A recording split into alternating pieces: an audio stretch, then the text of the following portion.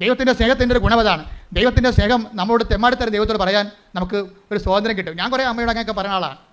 എൻ്റെ മുമ്പിൽ ഒരു യോഗ്യതയില്ല വന്നു, എൻ്റെ പൗരോഗ്യത്തിൻ്റെ യോഗ്യതയല്ലേ ഉള്ളൂ എനിക്ക്. പിന്നെ ഞാൻ ചെയ്ത സുവിശേഷ വേല അത് എന്നേക്കാൾ ചെയ്ത എത്രയോ പേരുണ്ട്. അപ്പോൾ എന്നിട്ട് എന്തുകൊണ്ടാണ് ഈ കൃപാസന ആൾക്കാരെ വന്ന് സമയഘടികാരം കാണിച്ചത് എന്നൊരു വല്ലാത്തൊരു സ്നേഹം തോന്നിയിട്ടില്ലേ? അപ്പോൾ ആ ഒരു സ്വാതന്ത്ര്യം നമുക്കുണ്ട്. ആ സ്വാതന്ത്ര്യം എടുത്തിട്ടാണ് ഞാൻ നിങ്ങളുടെ ചില കാര്യങ്ങൾ സെറ്റ് ചെയ്യണത്. അപ്പോൾ ഈ അപ്പൻ എന്താ പറയണം, അമ്മേ ഞാൻ നിന്നെയും ചോദിച്ചിട്ട് വെയിലത്ത് നടക്കുകയാണ്, ഈ ചുമട്ടുകൂലിയെങ്കിലും തരണേ. പക്ഷേ പുള്ളിക്കാരൻ തമാശന് പറഞ്ഞതാണ്. പക്ഷേ പുള്ളിക്കാരത്തി അത് കാര്യമായിട്ട് എടുത്ത്. ഈ 4ാമത്തെ അറ്റാക്കിൽ ആൾ വീണുപോയി. മരിച്ചതിന് ഡോക്ടർ വന്ന 3-4 ഡോക്ടർമാർ മരിച്ചെന്ന് പറഞ്ഞാണ്. പെട്ടെന്ന് ചാര നിറത്തിൽ ഒരു സ്ത്രീ വരും. അപ്പോൾ ഈ മനുഷ്യൻ ചെളിയിൽ മണ്ണിൻ്റെ അടി പൊണ്ട് ചെളി കിടക്കുകയാണ്. ഈ ചാര നിറത്തിൽ ചെളിയിലോട്ട് ഇറങ്ങി നിന്നിട്ട് ഈ മനുഷ്യൻ്റെ കയ്യെ കൂടി പിടിച്ച് വലിച്ച് മേലോട്ട് പുറത്തോട്ട് എടുക്കണ ഇയാൾക്ക് ഓർമ്മയുണ്ട്. അപ്പോൾ ഇവിടെ കണ്ണ് തുറക്കും.